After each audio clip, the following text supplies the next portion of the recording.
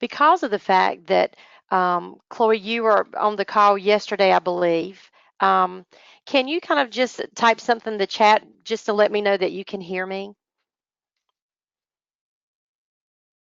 Or you can unmute yourself and tell me. I can hear you, and yeah, I was Okay. on the call yesterday. Okay. So you may want to keep yourself unmuted only because right now it looks like you're the only one with me. So this is going to be a very customized type of um, um, webinar that we're going to look at, and hopefully I can answer some questions as we go through. Since you were on the call yesterday, I'm going to skip through several of the slides that I have that just kind of tells who we are, and go straight to what the goals of this particular webinar are exactly about. We are going to access the Learning Center today. We're going to create a course within the Learning Center. I'm going to identify what a lab module is, and then maybe look at a few things in it before time runs out on us. So to start with the Learning Center, I'm hoping that you have already gotten yourself signed up to have an account. And if that is not the case, then these are the pieces of information that you're needing to make sure that you actually put into place, or you email to help me at mbaresearch.org to provide that information to MBA so that they can get your account set up. You would let them know that you are a Wisconsin teacher and that you're needing to access the Learning Center. But if you haven't done that, it doesn't mean that you can't participate today. You would just need to only look instead of actually being able to go in. So I'm going to hope that you are already in and move on to the next slide. To access the MBA Learning Center, this is the website that you're actually going to use. It's mba.instructor.com. And I'm not sure if you've gone in there and explored any or looked around at all, but I'm going to take it from the approach that you have not. And so some of these things I'm going to show you are screenshots because I can't recreate what it looks like to go into the Learning Center for the very first time. But if you've not been in there, or if you've not created a course yet, then this screen probably looks real familiar to you. You might have another notification up at the top. That seemed to be the case when I was actually in Wisconsin last week, that there was another notification up there. But you should have something that looks along the lines of this. And so the way that you're going to get yourself started with this, with building your course within the Learning Center, is you're going to click on your admin section. Once you click on the admin section, you should see your school name here. So if you click on your school, then what you'll do is you'll come over, you should get a screen that kind of looks like this. And over to the right-hand side, it says, I think they've changed the wording of it, Canvas, to say plus new course. It's either going to say add a new course or plus new course. So you're going to click on plus new course. Once you do, it's going to give you a dialog box, and that dialog box is going to ask you for some pieces of information. And the information that you need to put in there is all pertaining to how you can recognize what this course is. The only thing that you really can't change is going to be your sub account. That should stay your school name. But your course name is whatever you define it to be. In this example, it's called Advanced Entrepreneurship. But if you wanted to use your last name and then to add a course name to it, however you want to do it, works, because this, when it's the sub-account for your school, it's not only going to be your course that's in there, but it's going to be any peers that you have that actually log into and use the MBA Learning Center as well. The reference code isn't anything that you need to know. Again, this is just something that you put in to identify that this is your course. A lot of times when I created my courses, I would use the reference code as the last three letters of my last name.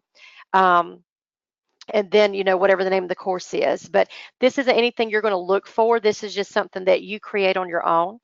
Again, your school name should stay where it is, and then your enrollment term should be for the year in which you plan on using this. So I think if you were to hit the drop down here, you've got probably current term and then future term. So I'm thinking that you're going to build this for next school year, so you would choose that future term for 2018-19 school year. So once you get those three pieces of information added there, then you'll hit add course. And then once you do that, you should be able to refresh your screen, or you could go back to admin and click on your school. But either way, you should actually have where your course shows up. So once you get where your course is actually there, you've refreshed your screen, you should have something that looks like this with the name of your course. And right now you don't have any students assigned to it, nor do you have any teachers. So in order for you to be able to build this course, you've got to put yourself in the course. So the way that you put yourself in the course is when you're looking at this particular screen, you're going to click on the word settings. Once you do, on that right-hand side, you're going to have, this is the right-hand side of your screen. I've just added 2 steps on one. You're going to have a section called People. So you're going to select People here.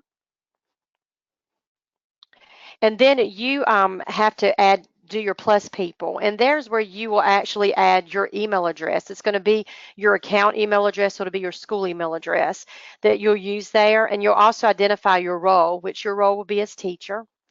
The teacher is going to give you the most rights and administrative rights, so to speak, to your course. So if you choose anything else, you're going to have limited access to certain things. So teacher is going to give you all the rights that you need to have in order to build your course.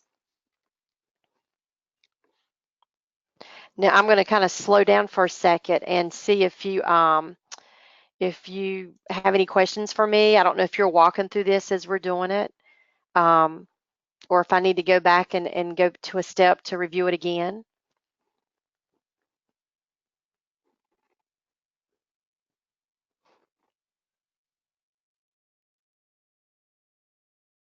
Okay, awesome. So you've got your plus people, so you've added your email address, you've selected your role as teacher, and so once you say add users, I believe that is the actual icon that you choose at the bottom. You should receive an invitation that's going to allow you, or say that you've been invited to join.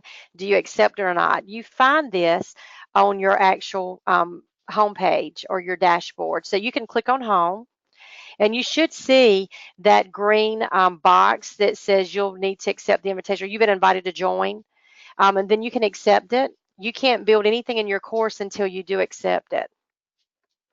You'll also likely receive an email to your email account that says the same thing for you to accept or decline it. So once you accept it, then you're able to start building your course within it. Were you able to see this green, you have been invited to join? Yep. Okay, Yeah, awesome. and I hit it. So. Okay, great. Any questions on that so far?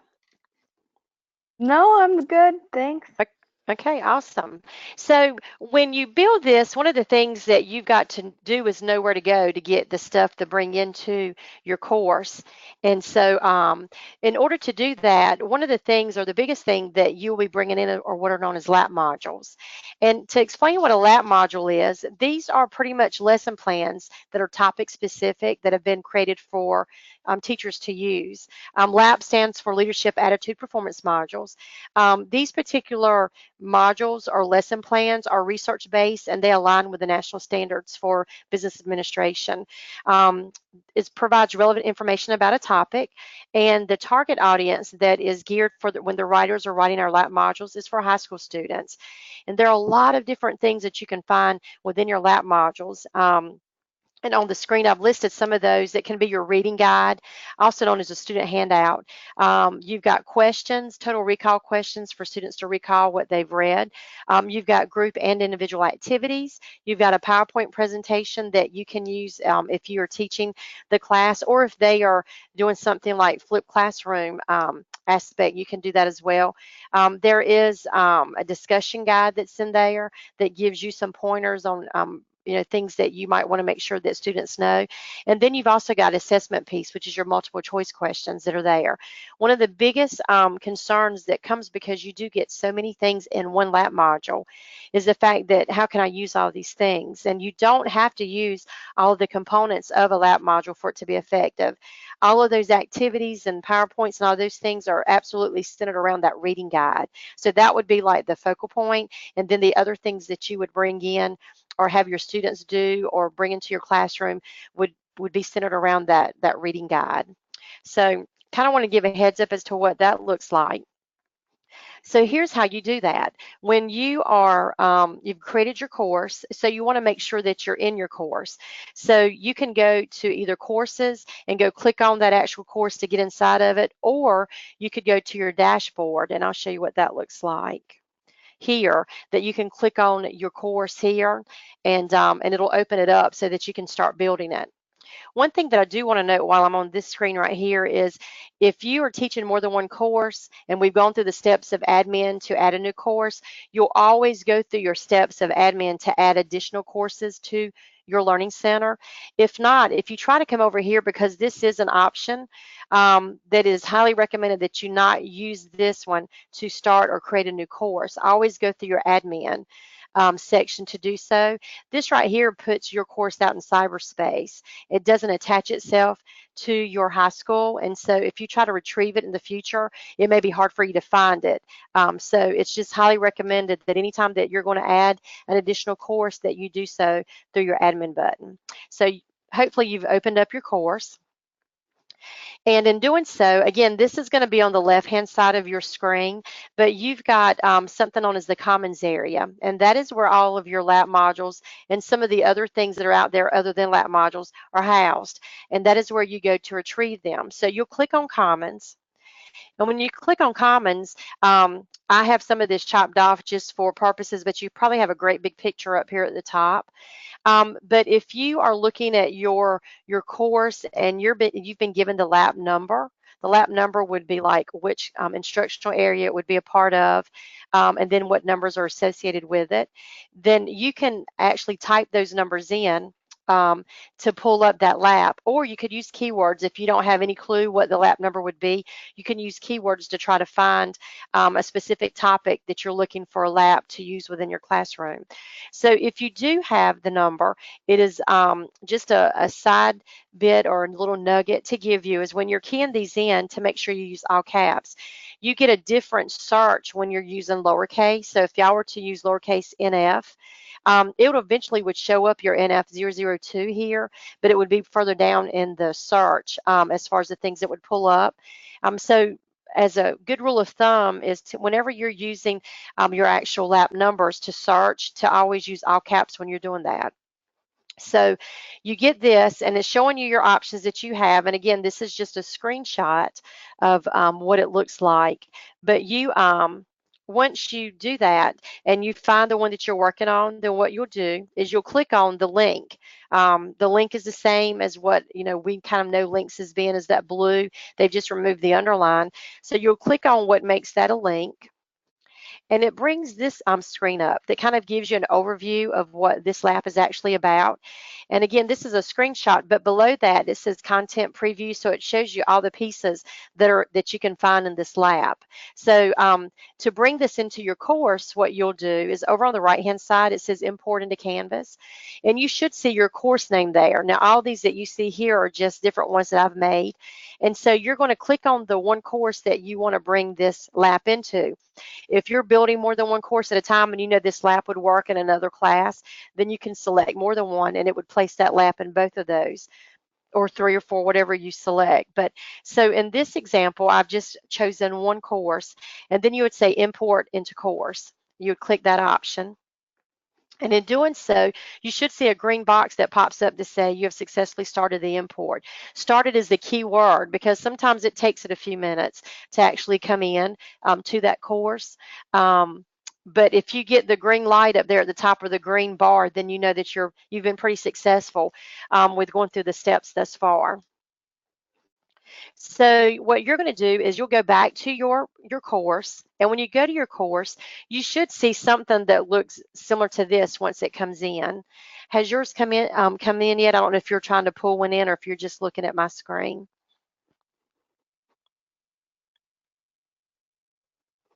I was just looking at your screen. I didn't put one in Okay. yet.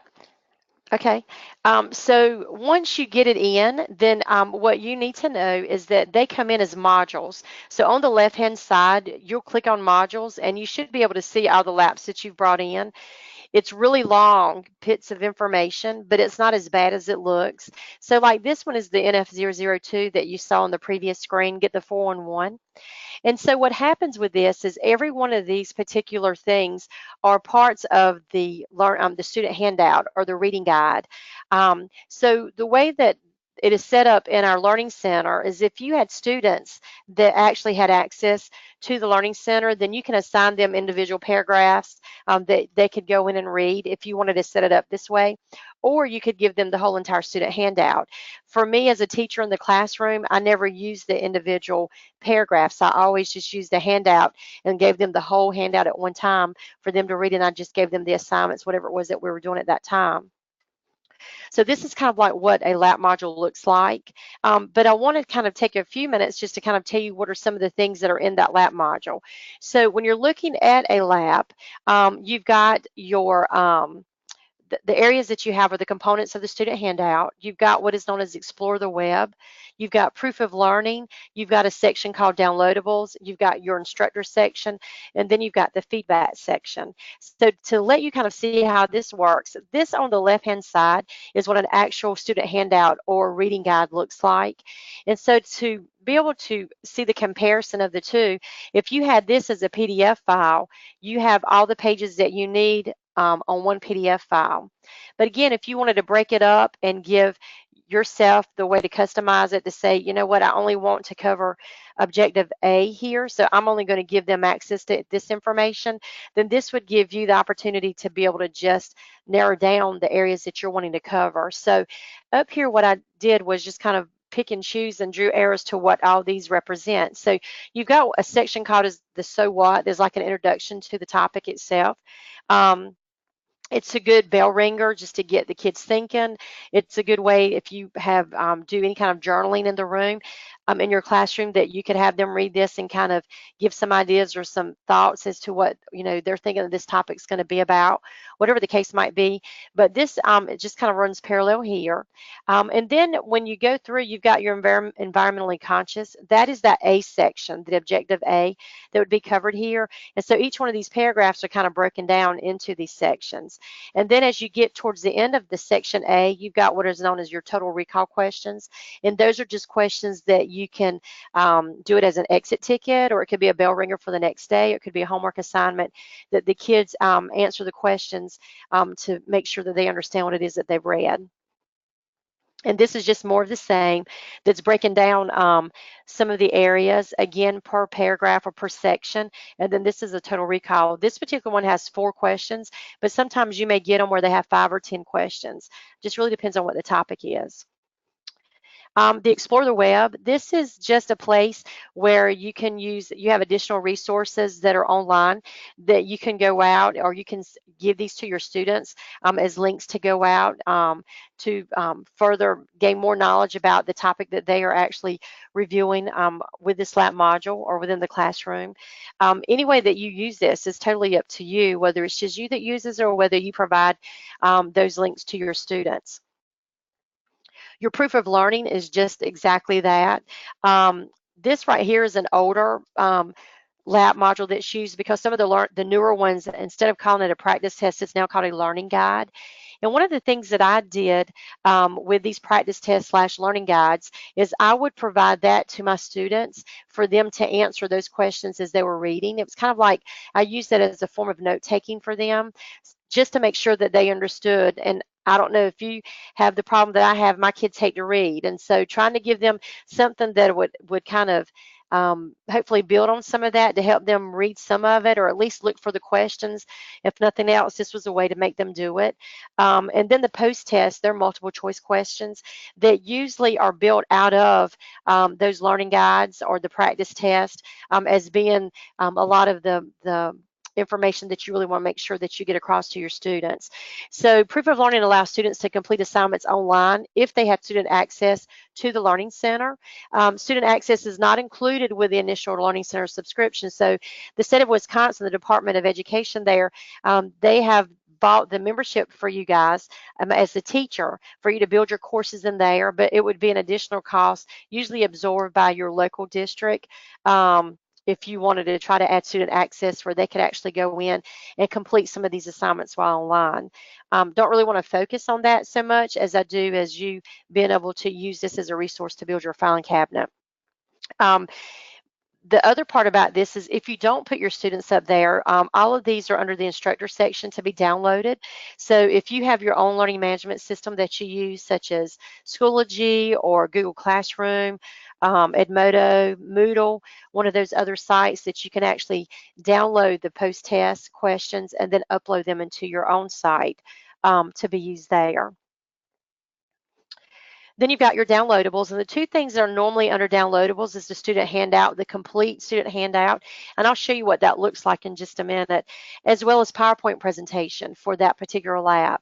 Again, that is something that if you have that flipped classroom environment, that you could use a PowerPoint presentation, or you could use it for yourself as you are going over new material with your students. But both of these can be downloaded and either uploaded into a learning management system or however you want to use it within your classroom. The instructor section is giving you the information. The discussion guide is a document that just kind of helps you along as far as things that you want to make sure that you point out to your students. You're also given the downloadable version of your activities. There's usually a couple of individual activities where students can complete on their own, as well as group activities, and there's answer keys that go along with that for you. And then the handout, the student handout, the objective A and objective B are broken down into two parts there as well. You've got the practice test or the learning guide, what I was talking about earlier, as far as how my students take notes. And then you've also have the post test that you can download those as well. So a great big source of information that you can use. And all of this is just one lab. There's over 300 items that you can find. They're not all labs, but that are labs that are actual labs for courses that are different just for you type assignments that you can actually pull into your course as well when you're building that. And then the last piece of what is found in the lab is going to be your feedback piece. And this is where if you, MBA wants to hear from you. So if you really like it or you don't like it, or if there's errors or the links are no longer working, you can always use that as a way to let us know so that we can make that right or correct it. To get that feedback helps us know which direction to go next. So the good, the bad, and the ugly is what I like to say as far as information that you can share with us through the feedback section. Then if you have any additional questions of things, there's in your Canvas or Learning Center platform, there's a question mark in the bottom left-hand corner that you can click on that, and that's going to open some generic type of Canvas tutorials that are there. On MBA Research's website, we also have a professional development section that has webinars that are specific to certain topics within the Learning Center. We're also working on a how-to series over the summer that we're trying to put some things in place that are 60-second segments of how to do something and to do it quickly, just because we value your time and want to make sure that we put something out there that is worthy, for teachers to want to use and to review. As far as some of the things that you can do with a lab module within your course is you can tear it apart in the sense that you don't have to use all pieces of it. That's the biggest part that I want to stress. You can use an activity to start a lesson, such as the so what or journaling. You can use a ticket in or out the door. Not sure if you are a CTSO advisor, but there's a lot of resources that you can pull in to get your students prepared for competition. To read and reflect, you can set up groups. You can have small group discussions because there is a discussion board piece that is built into this learning center. For your small business enterprises that you may have, or a flipped classroom, individual activities as lessons. You may have role plays that you like to do, or that you could incorporate some of these activities into it. It does give you that online learning environment if you wanted to bring your kids aboard. You've got a vocabulary lab. There's games that you can set up, pair and share, but it's also a good source to use for those kids who are absent, who may be either sick, homebound, or they just have a tendency to miss a lot of school. Any questions on any of that? No questions. None whatsoever. Nope, I'm good. Thanks. Let me show you real quick because I pulled these up early so I wouldn't run into the problem that I did yesterday with slow to load. But this is what a student handout looks like. What I was showing you earlier.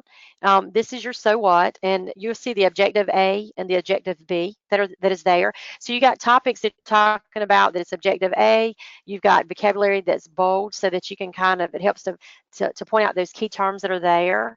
Again, this is all written at the high school level. Um, You've got some additional, if you go live or you access the digital electronic ones, you do have links that are embedded within the student handouts that you can either send the students out to, or y'all can discuss them as a group, however you want to work it. You've got a summary of that objective, your total recall, and then it starts, you've got your gray zone, which is an ethical piece, that if you wanted to try to bring ethics into your classroom, it's something that's related to this topic, but that it's considered ethical. What would your students do in this situation? Again, this is a good thing to use for journal entry as well.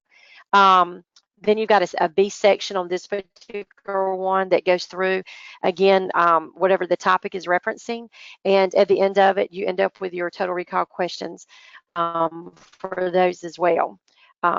So that's pretty much what a student handout looks like. Do you have any questions for me?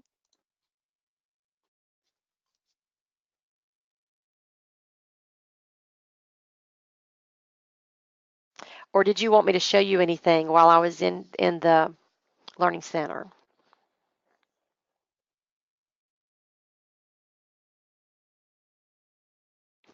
Okay. Well, if you don't have any questions for me, then that's all I have for you. So, but will be more than happy to show you something if you're wanting me to kind of click or to answer anything that you have. Not at the moment. I've just been looking through it. So thank you so much. Sure, and I'm assuming that as we go along that there's going to continue to be some webinars that will address certain things that's going to be available for you guys in Wisconsin.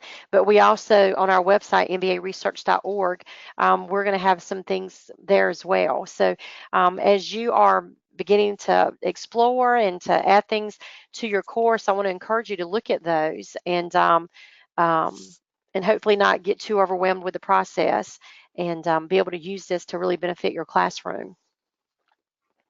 Sounds good. I'll definitely use that. Awesome. All right. Well, if you don't have anything else for me, then I'm not going to hold you any longer. But thank you for attending today, and I look forward to hearing good things from you as you're building your courses. All right. Thanks. Okay. You have a good evening. You too. All right. Bye bye. Bye.